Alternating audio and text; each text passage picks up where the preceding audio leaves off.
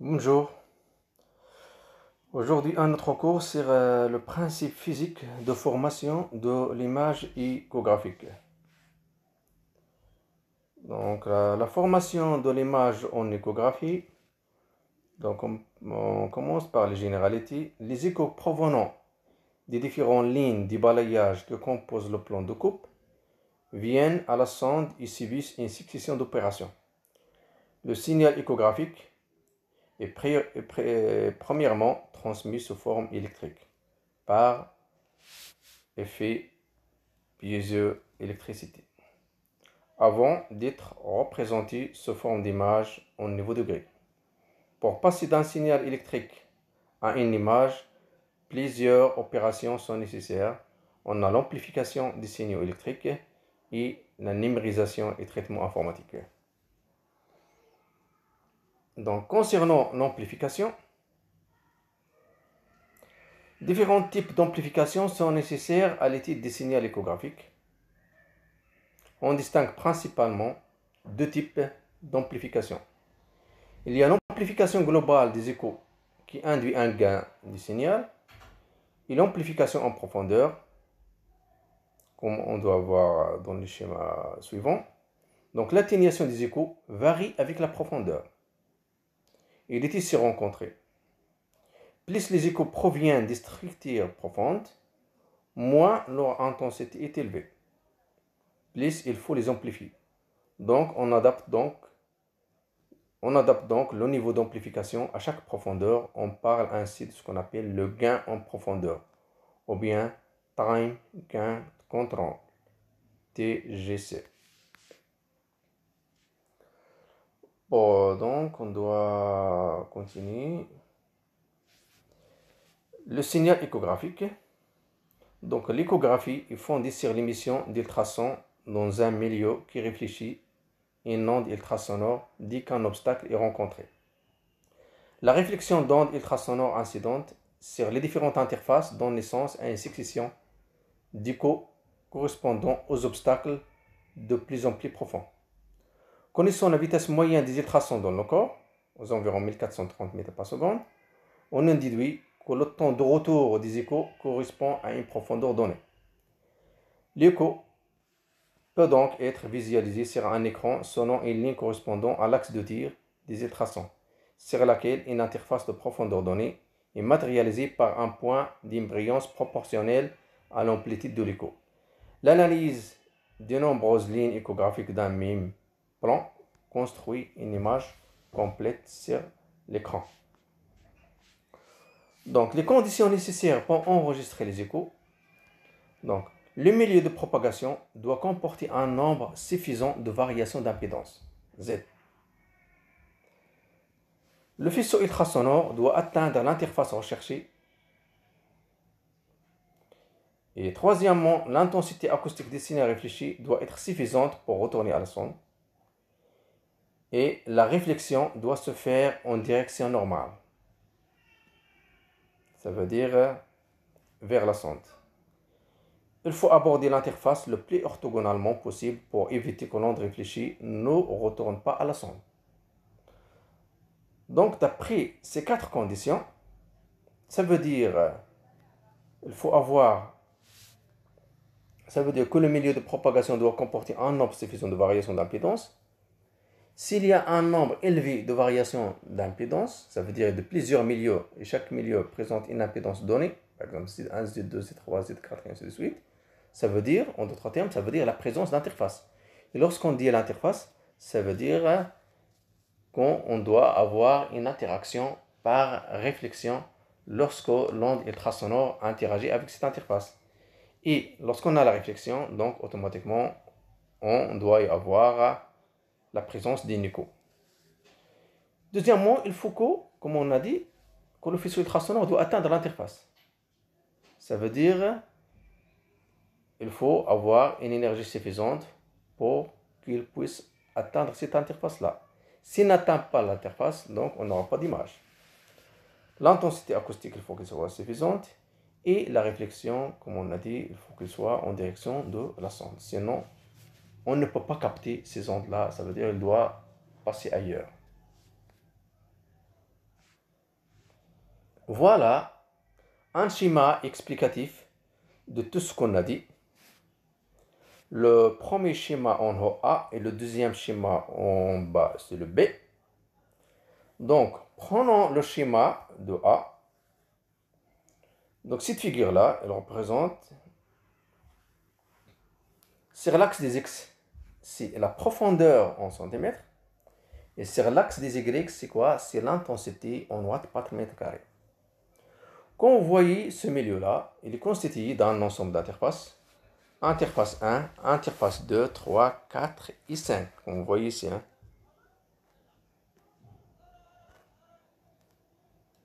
Donc, c'est l'interface 1, 2, 3, 4 et 5. Donc, la présence de ces quatre interfaces, automatiquement, doit interagir avec l'onde ultrasonore pour qu'elle puisse donner une réflexion. Donc, comme on a dit dans le schéma A, prenons le cas d'une intensité faible. Il ne permet pas d'atteindre des couches profondes. Il ne permet pas aux échos de revenir à la sonde. Comme vous voyez ici, on a une intensité faible. Donc seulement la couche, notre onde ultrasonore, elle atteint seulement les interfaces 1, 2 et 3. Par contre, 4 et 5 ne sont pas atteints par cette onde ultrasonore. Donc après réflexion, on a seulement la réflexion pour l'interface 1, ce qu'il vous donne l'écho 1. Par contre, pour l'interface 2, il vous donne une réflexion 2, mais son intensité elle est presque égale à 0, donc on ne peut pas l'exploiter. Donc, qu'est-ce qu'on peut avoir sur l'écran? On doit avoir seulement une seule écho, ça veut dire une seule représentation de l'image de l'interface 1. Donc, c'est celle-là. C'est une représentation des interfaces sur l'image échographique. Et ici, c'est la représentation de l'interface 1. Par contre, l'interface 2, c'est vrai, il a donné une réflexion, mais son intensité elle est très faible, c'est pour cela on ne peut pas les atteindre. Par contre, les interfaces 3, 4 et 5 ne sont pas atteints par l'onde ultrasonore initiale vu que son intensité elle est faible. Donc, le résultat final, donc c'est une représentation qui n'est pas fidèle vu que on a 4 interfaces, mais le résultat sur l'écran, on a seulement la représentation seulement d'une seule interface, et donc c'est un problème. Passons maintenant à l'image au-dessous, c'est B. Le fait d'augmenter l'intensité, comme vous voyez ici, l'intensité initiale elle est élevée par rapport à l'image 1. Donc, lorsqu'on envoie cette onde ultrasonore dont la fréquence est égale à 4 MHz, c'est la même fréquence qu'on dans l'image A. Donc, on peut y aller au-delà de l'interface 5. Donc, comme vous voyez de cette courbe qui est plus ou moins rose, ou bien violette. Donc, cette courbe-là montre que notre énergie peut atteindre l'interface 5 et même on peut passer au-delà. Et donc, ces ondes ultrasonores, il interagit avec ces interfaces 1, 2, 3 et 4 et 5. Il vous donne quoi? Il vous donne des échos, mais avec des intensités qui ne sont pas les mêmes. Prenons par exemple pour l'écho 1, il vous donne l'interaction avec l'interface 1, il vous donne l'écho 1. L'interface avec l'interaction entre l'onde ultrasonore et l'interface 2, il vous donne l'écho 2. Et ainsi de suite, l'écho 3, 4 et 5. Par contre, leur intensité, ils ne sont pas les mêmes. Plus on s'éloigne, ça veut dire plus on entre en profondeur, plus les échos réfléchis ont une intensité faible. C'est le cas de l'interface 3, 4 et 5. Et donc, résultat final,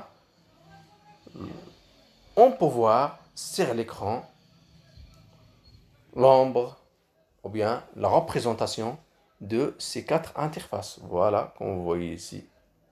Voilà l'interface 1, 2, 3, 4 et 5. Mais l'intensité de gris de représentation de ces interfaces-là, elles ne sont pas les mêmes, vu que l'intensité des échos, elles ne sont pas les mêmes. Elle est très élevée pour la première interface, elle est très faible pour la deuxième interface. C'est pour cela qu'on doit y avoir cette dégradation en échelle de gris. Donc la première, elle est très noire. Au fur et à mesure qu'on va en profondeur, on doit y avoir la représentation de ces interfaces-là. Elles sont représentées par une couleur en gris qui tend vers le blanc, vu que l'intensité est très faible. Mais en fin de compte, le résultat final, on peut avoir toutes les interfaces sur l'écran. Tout ça, il vient de quoi? Il vient que de l'intensité initiale qui est plus élevée pour la représentation schématique en B par rapport à l'intensité initiale qu'on a en schéma A. Donc, pour comprendre ce schéma-là, donc, il faut tenir compte de ce qu'on a dit en plus de cette légende. Donc, ici, vous avez l'interface atteinte et réceptionnée. Voilà, c'est ici et ici. Ici, c'est quoi? C'est l'interface atteinte et non réceptionnée. C'est le cas de l'interface 2 et 3. Puis, les deux dernières interfaces, 4 et 5, on a quoi? C'est interface non atteinte, vu que la courbe qu'on voit ici, seulement, il atteint cette courbe-là. Il a commencé de 0 jusqu'à cette distance-là, donc on ne peut pas atteindre ces interfaces-là. Donc on passe. Voilà.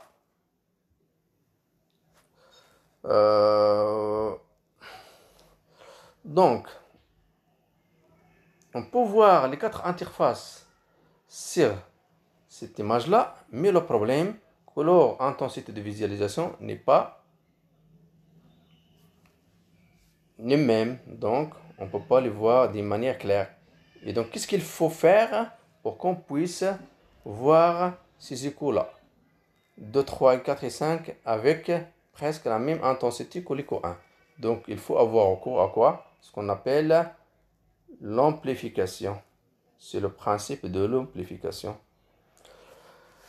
Voilà ce schéma-là. Il représente les échos en provenance de couches profondes sont intenses. Comme vous voyez ici. L'écho 1, il a une intensité très élevée, puisqu'il vient de la couche superficielle. Par contre, au fur et à mesure qu'on progresse en profondeur, on a l'intensité de l'écho, elle est faible en fonction de la profondeur. Ce sont les échos réceptionnés. Et c'est voilà, comme vous voyez, c'est la distance en centimètres. Donc, pour corriger cette dégradation de l'intensité de l'écho réceptionné, qu'est-ce qu'il faut faire? Il faut procéder à ce qu'on appelle l'amplification en profondeur. Donc, on doit amplifier les échos qui viennent en profondeur en fonction qu'on voyait par cette courbe-là, time gain control. Donc, qu'est-ce qu'on fait? Ou bien, comment on peut l'expliquer par cette courbe-là? Ça veut dire, plus on réceptionne les ondes en profondeur, plus il faut les amplifier de manière très intense, comme vous voyez ici. Par contre, plus les ondes réceptionnées sont en surface, donc plus l'amplification sera très faible. Et donc voilà le résultat final après amplification. Donc on a l'écho 1, l'écho 2, 3 et 4 et 5. Ils ont quoi? La même intensité. Et voilà donc leur représentation schématique sur l'écran. Donc ils sont représentés par la même intensité. Comme vous voyez ici, ils sont tous noirs. Par comparaison avec ce qu'on a ici, ce sont les échos qui ne sont pas amplifiés en fonction de la profondeur. C'est pour cela que vous avez les interfaces superficielles sont noires. Plus on va vers la profondeur, plus ils tendent vers le blanc. Donc on ne peut pas les voir. Donc l'amplification, ça permet de voir toutes les interfaces. Donc, on résume ce qu'on a appris dans ces deux figures, de la page 58 ici et ici. Donc, pour qu'on puisse atteindre les interfaces et les bien représenter en écran, il faut jouer sur deux paramètres. Le premier ici, il faut ici augmenter l'intensité acoustique, comme vous voyez ici. C'est une intensité faible, ici on a augmenté, donc on peut voir les différentes interfaces. Et il faut procéder à ce qu'on appelle une amplification des échos en fonction de la profondeur pour qu'on puisse avoir toutes les interfaces sur notre écran. Voilà tout ce qu'on a dit, c'est ce qu'on appelle le gain. Le gain, ce qu'on appelle le gain général, c'est un réglage global de l'amplitude intensité des échos. Donc l'augmentation du gain augmente ce qu'on appelle aussi le bruit. Qu'est-ce qu'il veut dire ça, ce qu'on voit ici?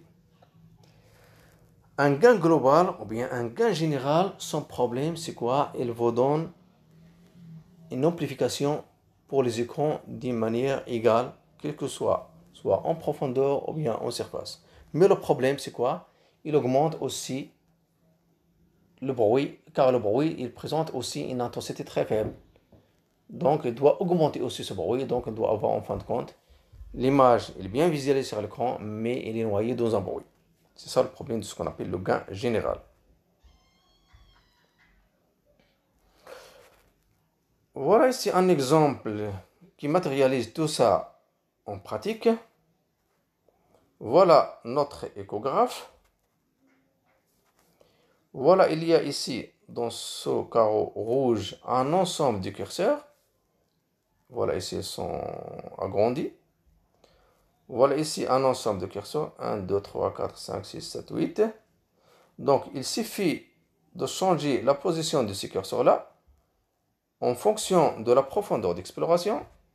Donc, il permet de vous donner une représentation du gain.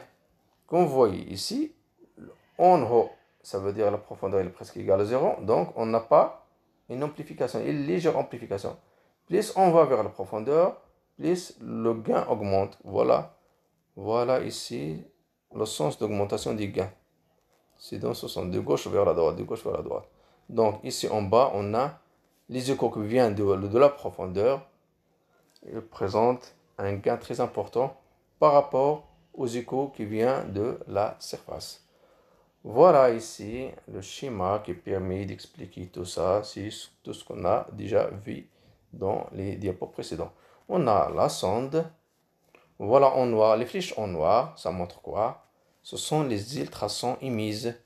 Plus on va vers la profondeur, plus l'intensité de ces ondes ultrasonores émises, il est, comment? S'affaiblit. Comme vous voyez ici, la largeur du flèche devient plus ou moins mince en fonction de la profondeur. Ces traits-là, ce sont les interfaces et les flèches rouges, les flèches vertes, elles représentent les échos réceptionnés.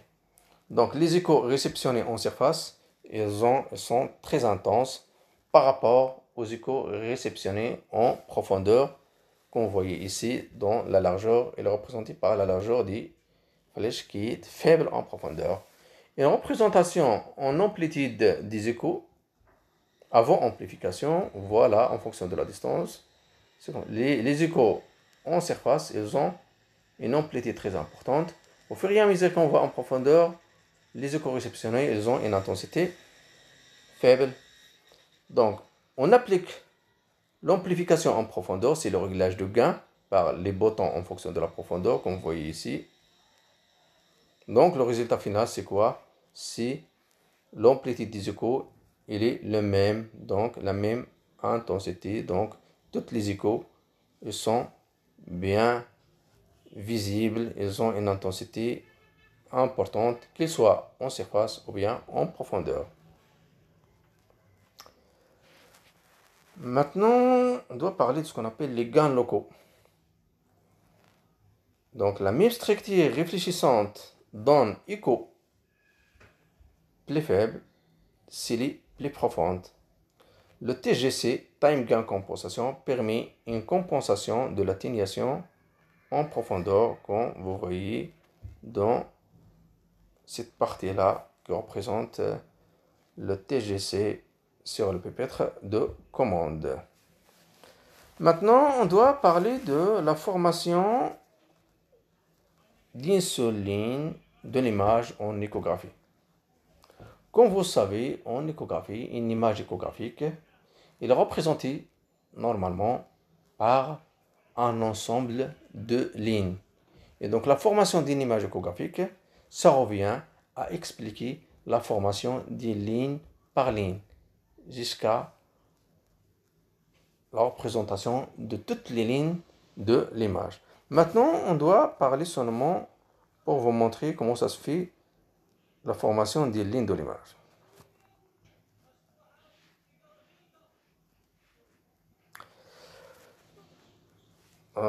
Ici, l'émission ultrasonore. Concernant l'émission ultrasonore par une sonde échographique, on a deux types d'émissions. Il y a l'émission continue, qui est sinusoïdale. Il y a l'émission discontinue, ce qu'on appelle les impulsions. En haut, l'émission continue, c'est représenté par cette courbe. Ce sont des pics de forme sinusoïde. Par contre, l'émission discontinue, c'est sous forme d'une impulsion dans un temps très bref. L'émission des ultrasons en mode échographique se fait par impulsion aussi brève que possible, émise à une cadence déterminée. La fréquence PRF, c'est la fréquence de répétition des impulsions et les fonctions inverses de la profondeur explorée. Un plus long délai entre les impulsions successives étant fait nécessaire pour attendre le retour des échos ici des interfaces les plus éloignées. Les impulsions ultrasonores ont donc la forme d'une sinusoïde d'amplitude rapidement décroissante, dite amortie. Donc, lorsqu'on dit émission ultrasonore, il faut penser toujours, est-ce qu'on travaille en mode continu ou bien en mode discontinu? Si on travaille en mode discontinu, ça veut dire sous forme d'impulsion. Donc, il faut penser à la fréquence d'émission de ces impulsions-là. Ça veut dire on doit émettre une impulsion, puis on attend un certain temps. Puis on émet une autre et on attend. Puis une autre et on attend. Normalement, qu'est-ce qu'il fait le programme ou bien le système informatique dans le temps d'attente entre deux impulsions?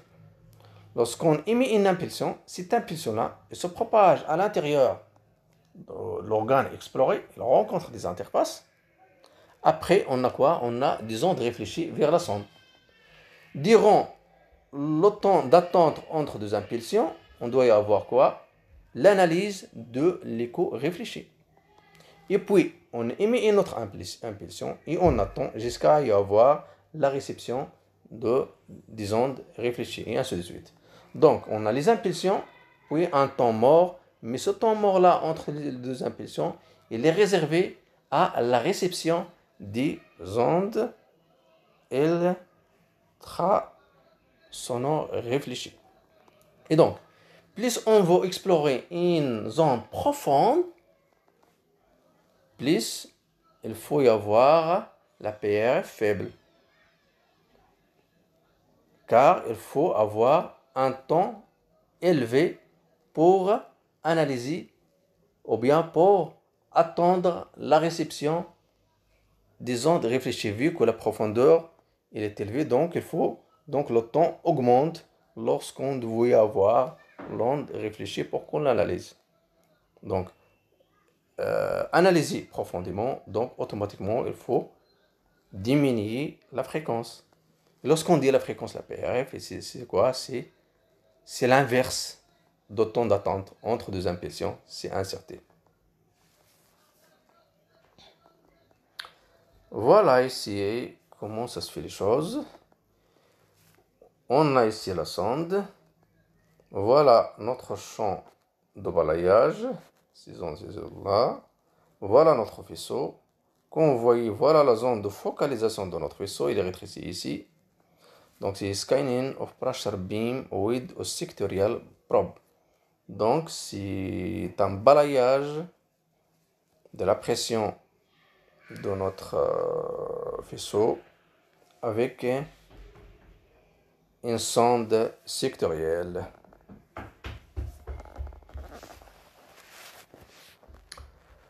Ce diapo-là montre ce qu'on a déjà dit. Lorsqu'on travaille ou bien en impulsion, on a un générateur d'impulsion. Il permet d'envoyer les impulsions avec une fréquence bien déterminée. Voilà ce qu'on appelle les impulsions. Impulsion 1, 2, 3. Et entre ceci des impulsions, il y a un temps dans lequel le système attend pour recevoir les ondes réfléchies. Donc, comment ça se fait les choses? On a notre patient. Voilà la sonde qui émet et reçoit les ondes ultrasonores. Donc, après, les ondes ultrasonores aussi sont transformées en signaux électriques. Ce sont des signaux analogiques.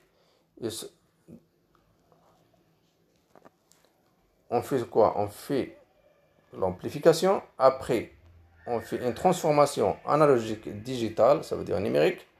Puis, le traitement des données numériques dans l'unité centrale de l'échographe.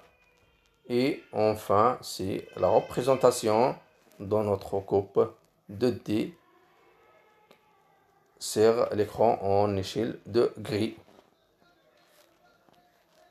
Et tout ça, il est géré par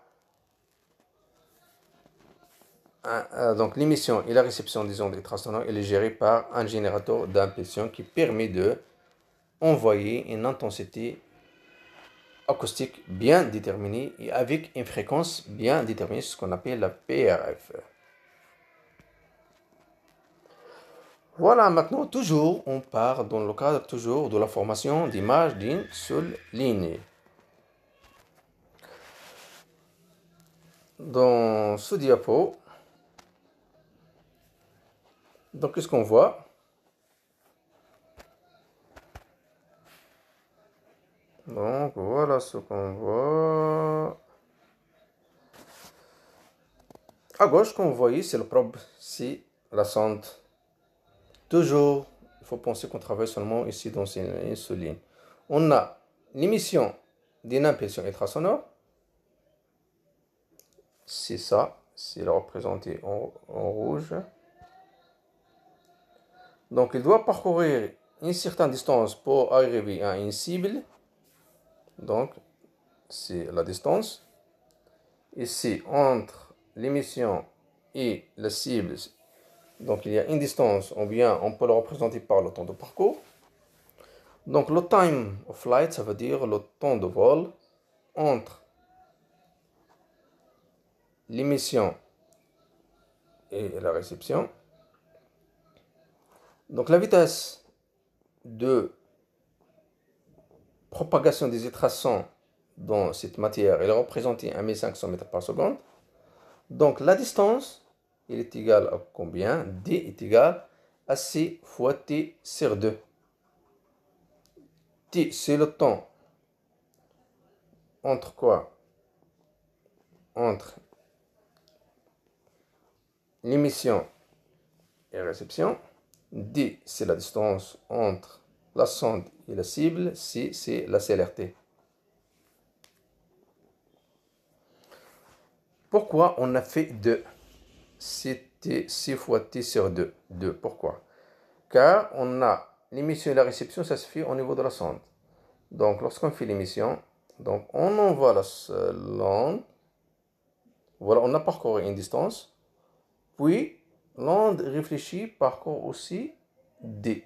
Donc, D plus D est égal à combien? À 2D.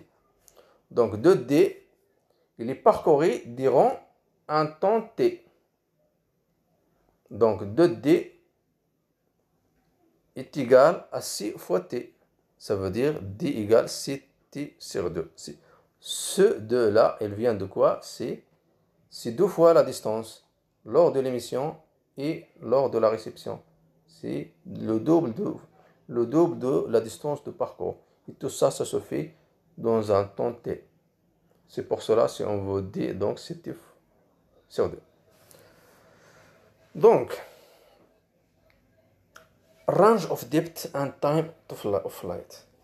Donc, l'intervalle de la profondeur explorée en général, c'est entre 0,75 cm et 15 cm. Donc, la profondeur, on travaille en général dans cet intervalle de profondeur. Donc, le temps de vol, ou bien time of flight, c'est de l'ordre entre 10 microsecondes jusqu'à 200 microsecondes.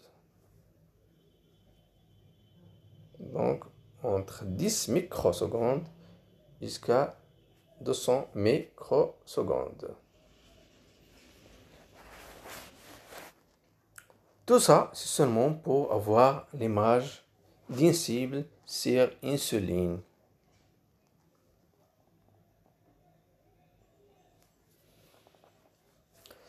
Prenons ce schéma-là. Voilà un ensemble des interfaces en rouge.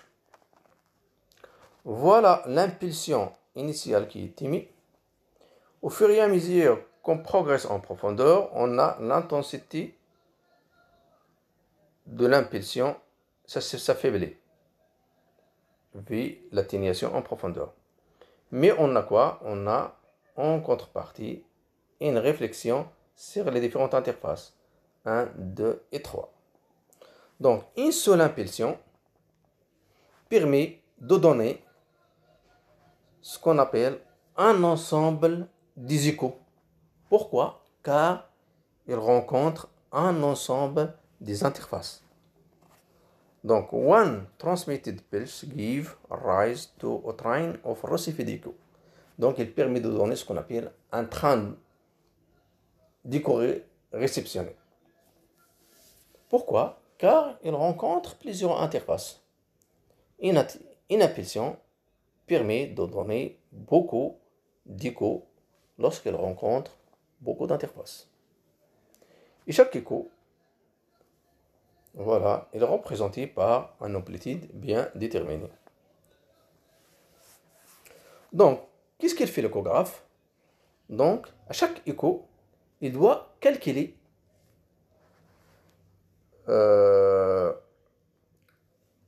à quelle position ou bien à quelle profondeur d'où il vient. Comment? Par le calcul du temps entre l'émission et la réception de cet écho. Et ça veut dire c'est la réflexion sur la surface ou bien l'interface rencontrée en appliquant la formule suivante, dCt sur 2. Voilà donc, on a dit, une seule impulsion, ça permet de donner un ensemble de pics, ou bien ce qu'on appelle des échos, en fonction de combien d'interfaces il a rencontré sur une ligne d'exploration donnée.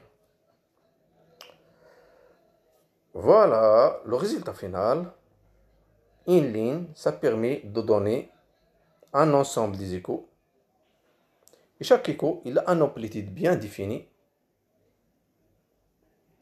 Et il caractérise une interface à une profondeur bien déterminée. Donc, ce sont des pics ou bien des signaux bien déterminés, caractérisés par une amplitude et une position d'où il vient. Mais pour voir ces impulsions, bien pour qu'on puisse les analyser par notre œil, donc on ne peut pas voir ces schémas-là, donc c'est difficile de les analyser, donc on doit essayer de ce qu'on appelle, ou bien les transcrire en échelle de gris. Plus l'intensité elle est élevée, il faut le représenter en noir. Plus l'intensité elle est faible, donc il faut le représenter en blanc. Et entre les deux, il faut le représenter en gris. Donc, ce mode-là de représentation en écran, il s'appelle le mode B. B mode, ou bien brightness. Ça veut dire en mode brillance. Par contre, si on représente ces échos-là, qui vient seulement de ce qui se passe sur une ligne d'exploration, sous forme de courbe, c'est ce qu'on appelle A mode. Ça veut dire amplitude. C'est le mode A échographique. C'est la même chose ce qu'on voit lorsqu'on utilise l'oscilloscope. Donc c'est ça la représentation d'une image, mais seulement le long d'une ligne d'exploration échographique. Donc le résultat final, soit on travaille en mode A, ça veut dire l'amplitude en fonction de la position, et permet de vous donner un ensemble des pics, ça veut dire qu'il représente l'ensemble des interfaces rencontrées le long de la ligne, ou bien on le représente en échelle de gris, ça veut dire blanc et noir et gris, qui représente l'intensité de chaque impulsion ou bien de chaque écho réceptionné. Donc ici, on travaille en couleur blanc et noir et gris. Par contre, ici, on travaille en amplitude. Mais toujours, il y a la notion de la profondeur. D'où vient l'impulsion? Cette impulsion, elle est superficielle, celle-là, elle est en profondeur. Donc c'est la même chose. Celle-là, elle est en superficielle, celle-là, elle est en profondeur. Donc on passe. Jusqu'à maintenant, on a parlé seulement de la formation de l'image d'une seule ligne. Et la représentation en écran, ça veut dire soit on travaille en mode A, en mode B. Donc maintenant, on doit passer au balayage de toutes les lignes de l'image échographique. Car on a dit une image échographique, elle est représentée par un ensemble de lignes. Donc pour comprendre comment ça se fait l'image échographique, donc il faut analyser l'ensemble des lignes. Et jusqu'à maintenant, on a parlé de la formation d'une seule ligne. Donc il faut essayer de expliquer ou bien d'extrapoler ce qu'on a dit sur une ligne à toutes les autres lignes. Maintenant, voilà, on doit parler de ça. L'écotomographie. Dès lors, en déplaçant la ligne d'exploration, ce qu'on appelle le balayage, dans un plan, il devient possible de construire ligne par ligne une image bidimensionnelle, ce qu'on appelle l'écotomographie. Voilà. Voilà notre organe. C'est un vaisseau qui présente une bifurcation ici.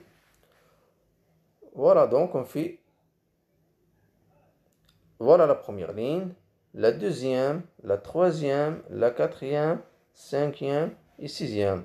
Tout ça, il est venu de quoi? De ce qu'on appelle un balayage. Donc on a fait un balayage, donc automatiquement on aura sur l'écran l'image de toute cette zone-là. Voilà le résultat final en échelle de gris. Voilà l'échelle de gris, il est représenté par cette barre-là à gauche. Et voilà l'ensemble des points où on a fait les mesures. Voilà la première ligne qui correspond à ici. Voilà le résultat de la deuxième ligne qui est ici. Voilà le troisième, quatrième, cinquième, sixième. Ici, au cours du balayage, ici c'est le résultat après le balayage.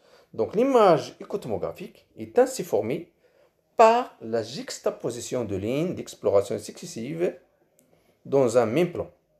Le déplacement de la ligne d'exploration a d'abord été réalisé manuellement, puis de façon mécanique et enfin de façon électronique, par commutation successive de groupes de transducteurs réalisant ce qu'on appelle le balayage. On a déjà parlé de ça dans l'ancien chapitre sur le balayage électronique. Ce balayage-là, normalement, au début de l'échographie, de l'invention de l'échographie, il a été fait manuellement. Mais dernièrement, il a été fait de manière mécanique. C'est le déplacement mécanique des pièces piézoélectriques qui se trouvent à l'intérieur de l'ensemble.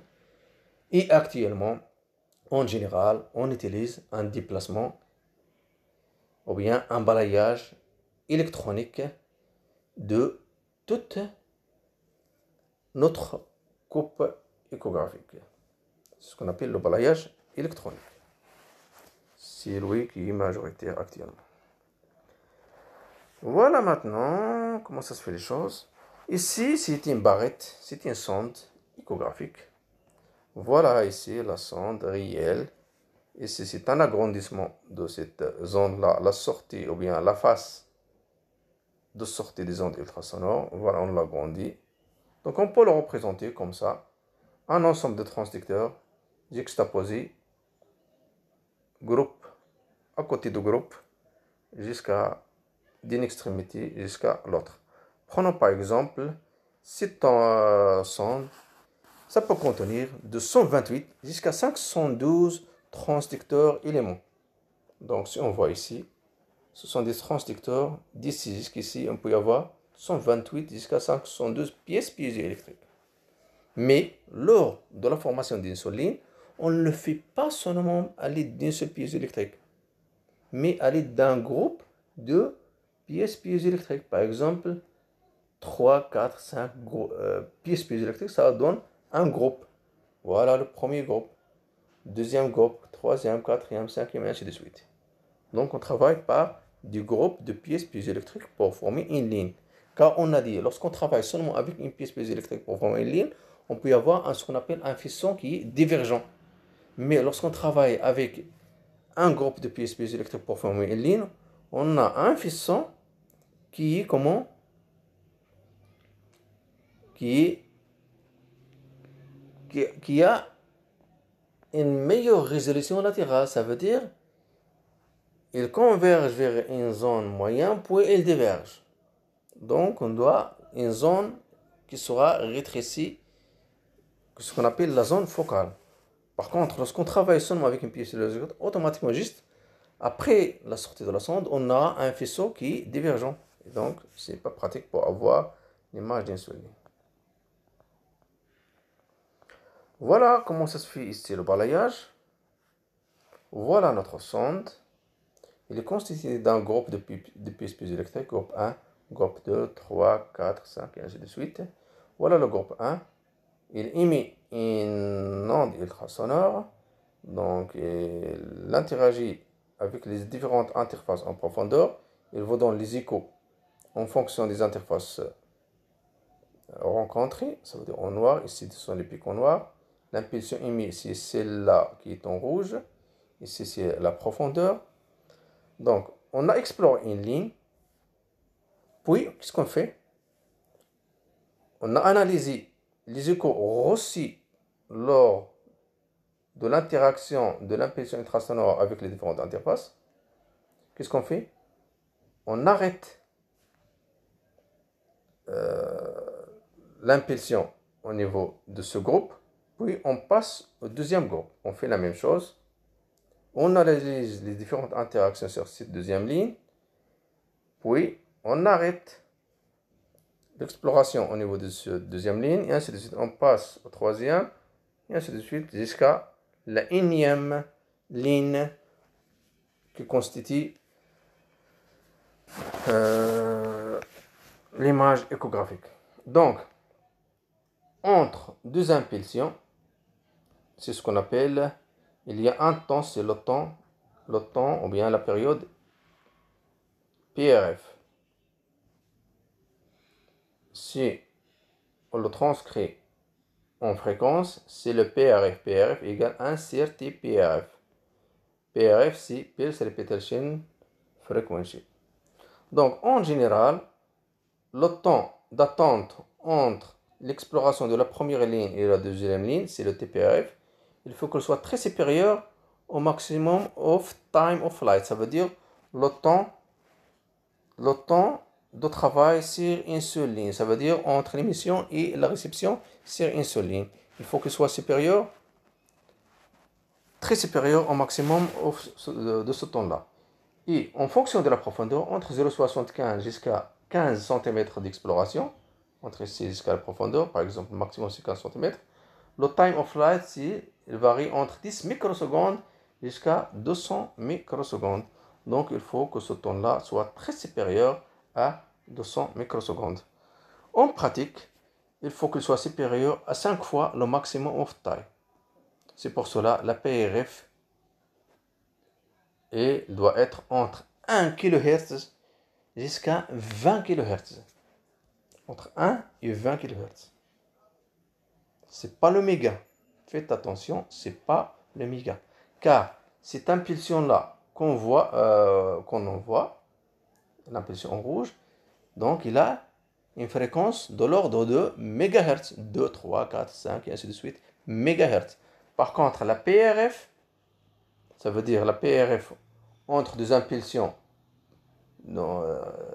entre l'impulsion de la première ligne et la deuxième ligne, c'est le kHz.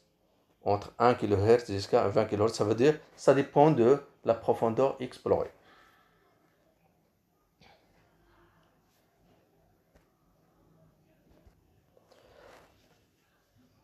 Voilà, on résume tout ce qu'on a dit dans ce tableau-là. La fréquence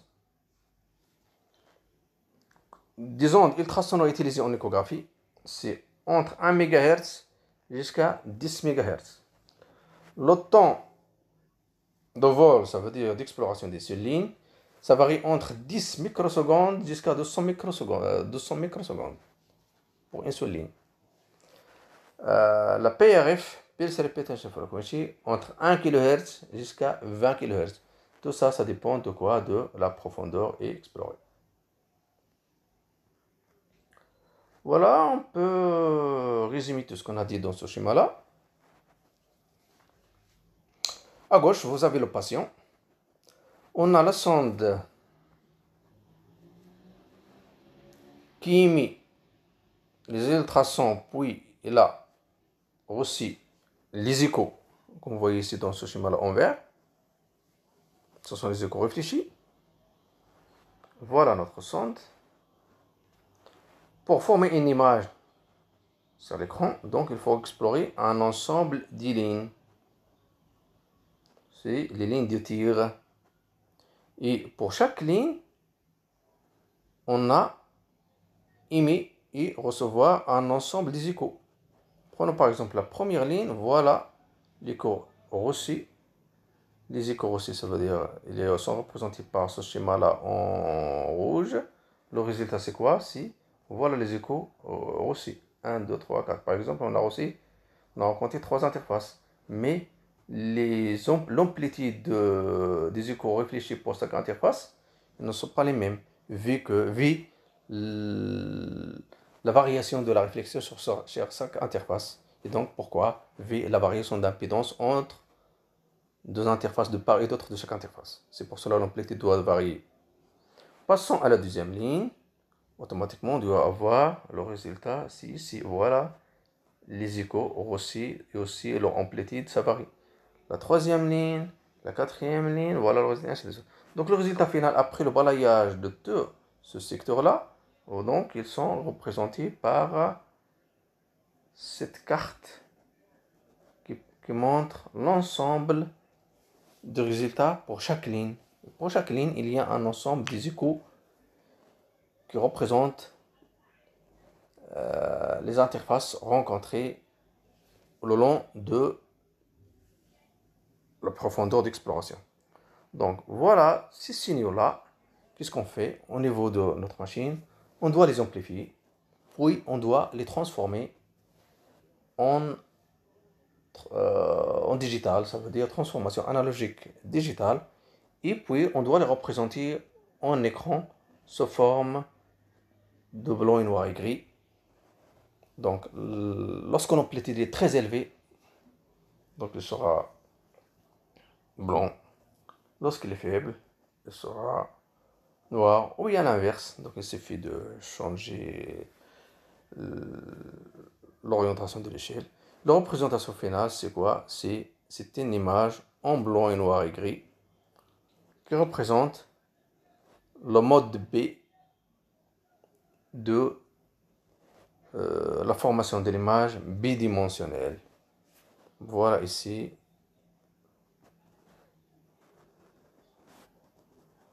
Voilà ici la formation d'une seule ligne. Le résultat, pour chaque ligne, vous avez les pics ou bien les échos que représente chaque ligne. Passons, voilà, c'est la même chose. Ici, c'est une onde sectorielle. Par contre, ici, c'est le cas d'une barrette. C'est une sonde barrette. Il est constitué de 128 jusqu'à 112 transducteurs. Et donc, voilà ce qu'on fait. On fait l'image de la première ligne, la deuxième, la troisième, et ainsi de suite. Ici, c'est la profondeur d'exploration. Ici, c'est le temps ça représente le temps lors du balayage de notre image. Et entre deux émissions, c'est ce qu'on appelle la TPRF, c'est la période qui est en relation avec la fréquence PRF. En rouge, ce sont les échos émis. Par contre, en noir, ce sont... non. En rouge, ce sont les impulsions émises. Par contre, en noir, ce sont les échos réfléchis qui représentent les différentes interfaces rencontrées. Voilà ici, prenons toujours un transducteur. Il est constitué de 64 jusqu'à 512 transducteurs éléments. Donc, on doit avoir du groupe d'éléments. Et voilà ici, ce quadrant rouge, ce qu'on appelle le one frame, ça veut dire le champ d'exploration. Donc, pour avoir une image, normalement, pour chaque seconde, on doit faire de 10 jusqu'à 60 balayages de tout ce champ-là. Donc, c'est un rafraîchissement de l'écran. On ne fait pas seulement un seul balayage pour un s'arrête. Mais, vu qu'on travaille dans le temps de l'ordre des microsecondes, donc le balayage, ça se fait plusieurs fois par seconde. Donc, on fait le premier balayage, le deuxième, le troisième, le quatrième, pour la même coupe. Pour la même coupe, on fait plusieurs balayages. Ça veut dire on répète les balayages plusieurs fois. On fait le premier, puis on revient, on fait le deuxième, le troisième, le quatrième, le cinquième, ainsi de suite. Pour le même plan de coupe. Pour avoir que l'autre image doit être bien visible sur l'écran. Car si on fait seulement un seul balayage, donc automatiquement il doit être affiché sur l'écran, puis il doit être disparu. Donc pour avoir une persistance de l'image sur l'écran, donc qu'est-ce qu'on fait? Donc il y a un balayage continu à l'échelle, à l'échelle très faible, échelle de l'ordre des microsecondes, mais à chaque seconde, on doit avoir de 10 jusqu'à 60 frames par seconde. Voilà ici un autre résumé. Comment ça se fait l'image échographique bidimensionnelle? Toujours en échographie, on travaille avec des ultrasons à fréquence de 1 MHz jusqu'à 10 MHz. Toujours le temps d'exploration d'une seule ligne entre 10 jusqu'à 200 microsecondes. La PRF, c'est la même chose, entre 1 kHz jusqu'à 20 kHz. Le nombre d'éléments qui constituent la sonde, c'est de l'ordre de 64 jusqu'à 512 éléments piézoélectriques qui constituent la sonde.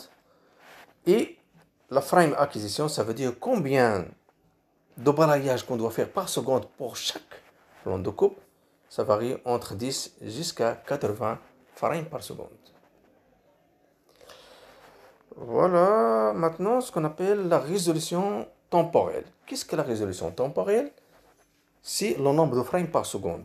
C'est le nombre d'images par seconde. Ça veut dire frame rate. Ça veut dire combien de balayages qu'on fait par seconde. Donc plus on augmente la cadence d'image, plus la résolution spatiale ça chute.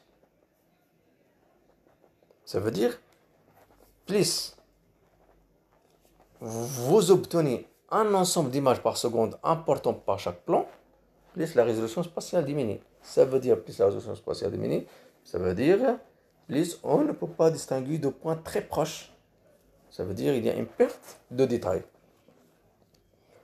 Donc, comme vous voyez dans ce schéma-là, donc la cadence d'image, elle est basse, elle est ici élevée. Plus on augmente la cadence d'image, plus la résolution temporelle augmente. Par contre, plus on diminue la cadence d'image, plus on aura quoi? La résolution spatiale sera importante. Donc, augmenter la cadence d'image si largeur de l'image il diminue. Ça veut dire, plus vous avez une image dont la largeur est faible, donc automatiquement vous avez seulement le nombre de lignes constitué de cette image il est faible. Donc automatiquement, on doit l'explorer rapidement. Donc on doit augmenter la cadence d'image, car on a seulement un peu de lignes qu'on doit explorer, vu que la largeur est faible. Plus la profondeur explorée. Si vous avez aussi la profondeur d'exploration est faible, ça veut dire automatiquement on doit explorer une seule ligne, car le temps d'attente sera faible. Donc la cadence d'image sera augmentée. Aussi, la cadence d'image augmente lorsque le nombre de focales augmente. Normalement, ce qu'on appelle l'augmente, on a déjà parlé dans l'ancien chapitre du nombre de la zone focale. La zone focale, c'est la zone dans laquelle il y a une bonne résolution latérale. C'est la zone dans laquelle l'image sera nette. Et donc, pour explorer une seule ligne, donc on peut y avoir un faisceau qui a seulement une seule zone focale. On peut, ou bien deux zones focales, ou bien trois zones, ou bien quatre zones. Si on a seulement une seule zone focale, donc qu'est-ce qu'on fait? On fait seulement une impulsion. On envoie une impulsion pour on attend les différentes échos réfléchis par les différentes interfaces que constitue cette interface, cette ligne. Lorsqu'on travaille avec double focale, qu'est-ce qu'on fait? On envoie une impulsion pour la première focale, on doit recevoir les différentes échos. Puis, qu'est-ce qu'on fait? Pour la même ligne, on réenvoie aussi une autre impulsion, mais avec la zone de focalisation, elle est différente de la dernière. Donc, on doit recevoir aussi les différentes échos. Si on travaille avec trois focaux, donc on doit aussi envoyer une autre onde avec une zone focale numéro 3 qui est différente de 1 et 2 et recevoir aussi les différentes échos. Et donc, qu'est-ce que vous voyez ici? Pour explorer cette ligne, donc, il faut envoyer plusieurs ondes d'émission. Donc, ça consomme beaucoup de temps.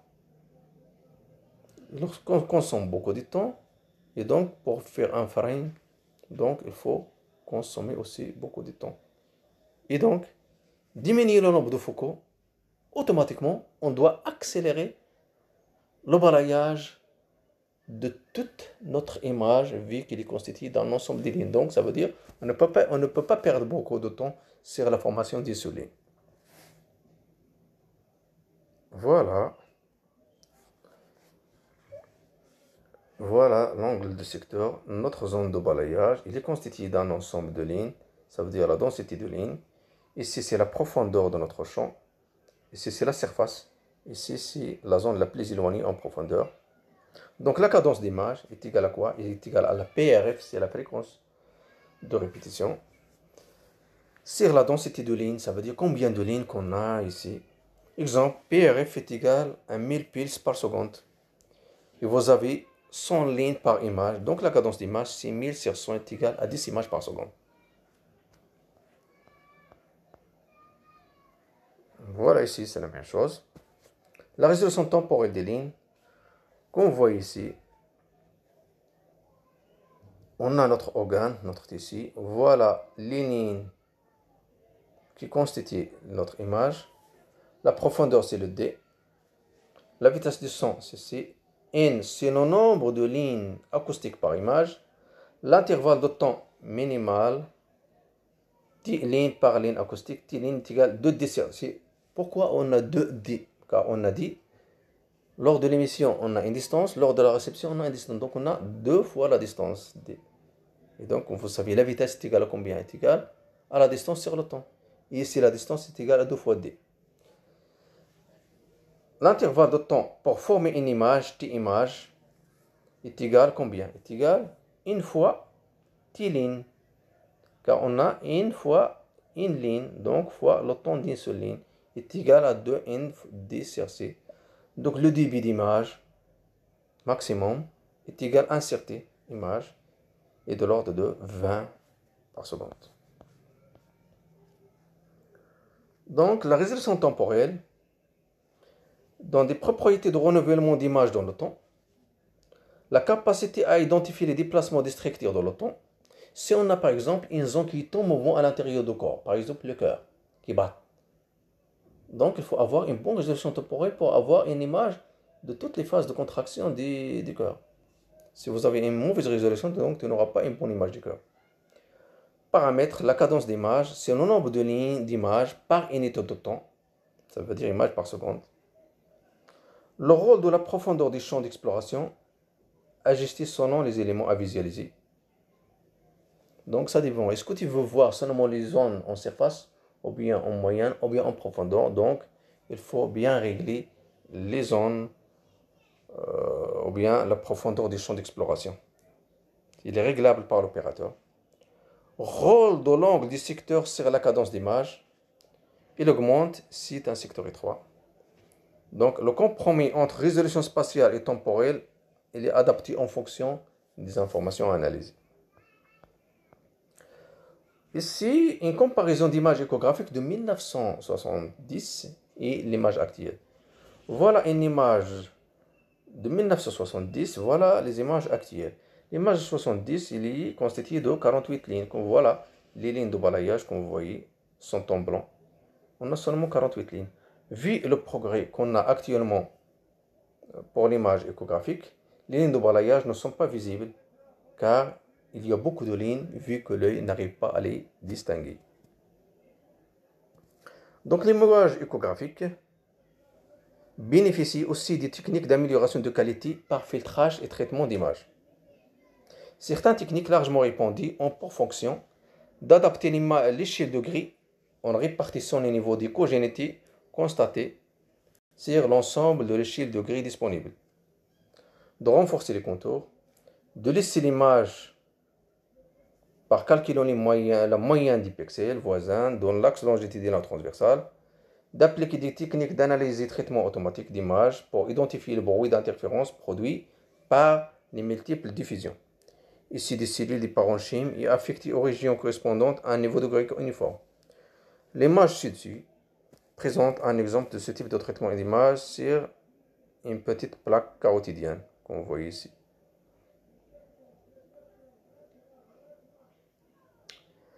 Donc, on doit arrêter ici, car on a parlé de la formation de l'image, comment ça se fait physiquement. Donc, l'image échographique, c'est une image bidimensionnelle. Donc, il est constitué d'un ensemble de lignes. Et donc, pour former une image, donc, il faut comment former l'image ligne par ligne jusqu'à la formation de toutes les lignes. C'est ce qu'on appelle par le procédé de balayage. Et chaque ligne il est constituée par un ensemble des interfaces. Et donc, automatiquement, il permet de vous donner un ensemble des échos lorsqu'on les excite par une impulsion. Et donc, on doit introduire ici, c'est l'impulsion. Et entre deux lignes, il faut introduire la notion de la PRF, c'est la fréquence de répétition des impulsions. Voilà.